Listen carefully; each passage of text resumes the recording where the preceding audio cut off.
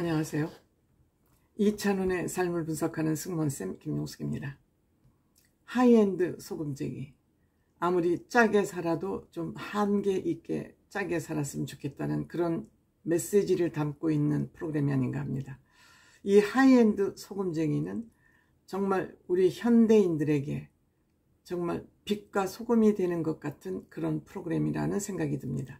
유익하고 정보가 있고 삶의 경제생활의 지표를 제공하는 그런 프로그램 같습니다. 특히 젊은이들에게 돈을 모으고 앞으로 미래 설계를 해야 되는 젊은이들에게는 정말 유익한 프로그램이 아닌가 이렇게 생각이 됩니다.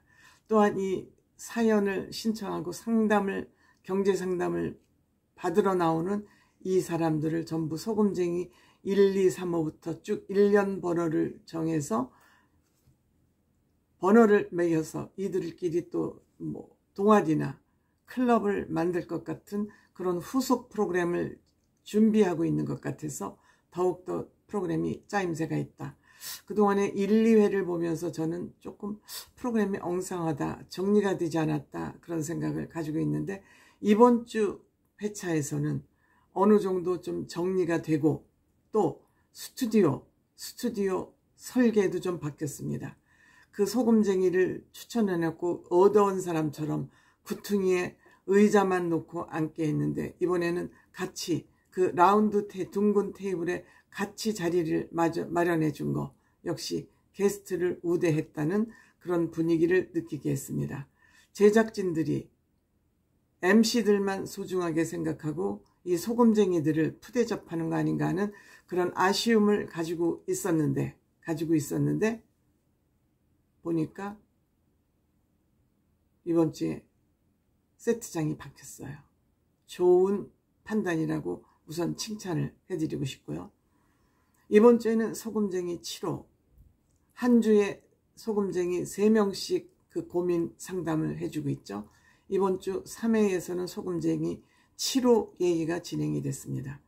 29세 먹은 청년인데 난 이렇게 건실한 청년이 있다는 거 보고 역시 대한민국 미래가 밝다. 본인이 아무리 어려운 환경에 처해 있어도 본인의 의지만 있다면 그 목표에 도달할 수 있다.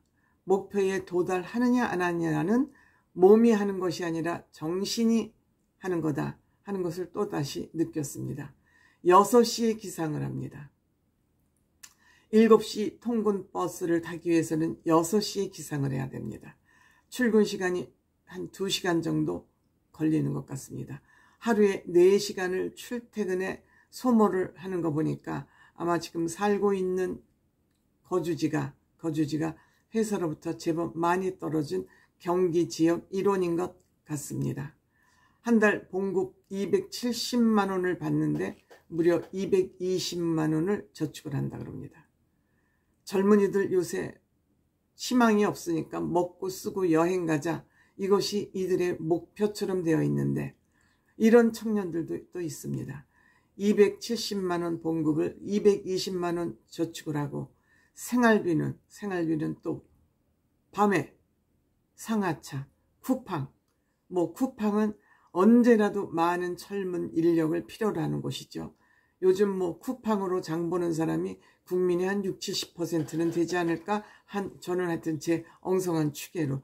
저도 주로 쿠팡으로 장을 보기 때문에 그렇죠.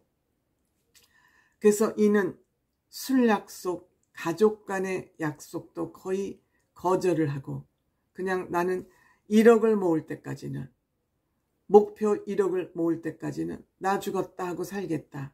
즉 인간관계를 돈으로 생각을 하는 이런 저는 칭찬해 주고 싶어요. 젊어서는 아무리 인색해도 부족하지 않다고 생각됩니다.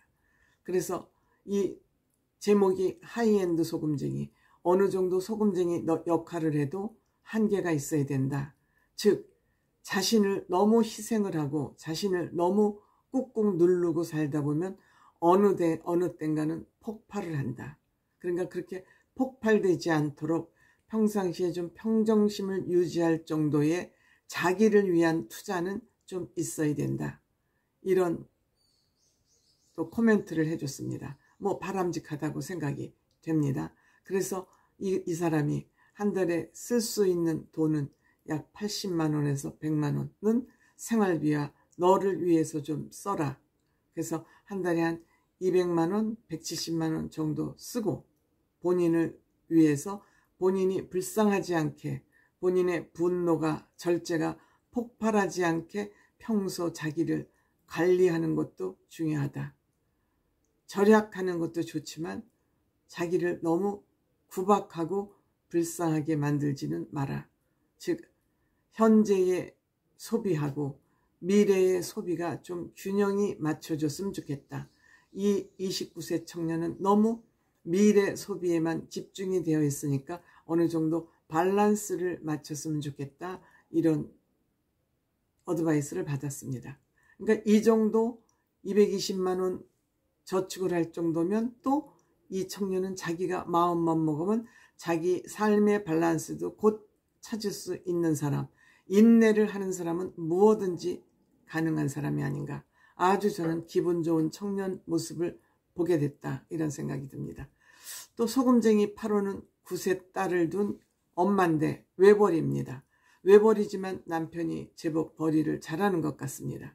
한 달에 약 800만 원 정도의 보수를 받으니까 우리나라 한 20% 상위권에 든 그러한 월 평균 수입이라고 할 수 있는데 이 사람의 고민은 9세 난 딸을 학원을 보내는데 딸이 하도 호기심이 많아서 학원 여기저기를 다니고 싶다 그러는데 딸을 이뻐하는 아빠는 무조건 다 보내주라 그러고 엄마는 그래도 절제를 해야 된다 그러고 이것의 충돌입니다. 근데 이찬원 씨가 그동안에 엄마 얘기만 나오면 계속 눈물을 흘리고 엄마를 그렇게 소중한 사람으로 생각을 하지 않았습니까? 왜 그럴까? 아버지도 엄마한테 잘해주고 참 화목한 집안인데 왜 이찬원 씨는 엄마 얘기만 나오면 저렇게 눈물을 흘릴까라고 생각했는데 이제 알 것 같습니다. 이찬원 씨는 5살 때부터 피아노를 쳤고요. 엄마가 국영수, 과학, 영재까지 5만 학원을 다 보내줬다고 합니다. 엄마의 허리를 휘게 했다고 합니다.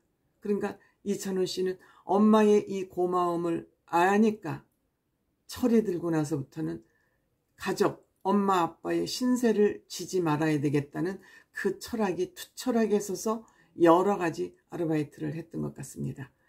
미스터 트롯 오디션을 보러 올 때도 그래서 엄마한테 신세 안 지고 200만 원을 빌려서 왔다 그러지 않습니까? 역시 싹이 다른 사람은 어렸을 때부터 다릅니다. 제가 이찬원 씨 왜 엄마만 얘기를 하면 우는지 이제 알 것 같았습니다. 세영, 세찬 형제도 마지 중심주의 가정인 것 같습니다.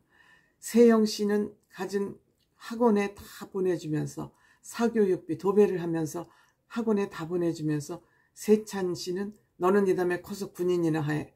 그리고 엄청 차별대우를 했다고 그러는데 제가 보기에 성격은 양세찬 씨가 더 좋지 않나 이렇게 생각됩니다.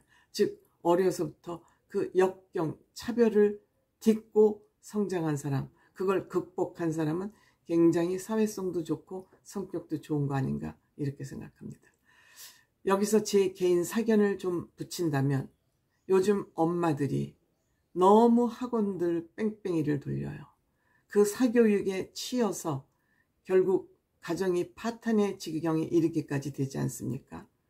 저는 선택과 집중이 아이들 교육에 굉장히 중요하다고 생각됩니다. 아이가 무엇을 잘하는지, 뭘 원하는지를 부모님이 잘 관찰을 하기 위해서 제가 늘 가서 사주팔자를 좀 보라고, 한 군데만 가서 보지 말고 3군데 정도 가서 봐서 3군데 사람들이 공통적으로 얘기하는 공통분모를 뽑고 그 공통분모를 가지고 평상시에 엄마 아빠가 얘를 관찰을 해봐라. 장래에 무엇을 하면 좋을지. 그래서 거기에 필요한 사교육이 됐건 공교육이 됐건 집중하는 것이 아이가 성공하는 지름길이 아닌가 생각합니다. 옆집 아이 이거 보낸다고 여기 따라 보내고 저거 보낸다고 저거 따라 보내고 생각이 널뛰듯이 나비처럼 팔랑거리니까 돈은 돈대로 없어지고 아이들의 특징과 능력과 재능은 제대로 살려내지도 못하는 것이 지금 현대 어린이들의 교육사관 아닌가 이렇게 생각이 됩니다. 안타깝습니다. 이것 또한 저도 나이 먹고 나서 알게 된 생각이긴 합니다만 왜 먼저 나이 먹은 사람들의 지식과 지혜가 필요하냐. 경험치에 의해서 얘기를 할 수 있기 때문이죠.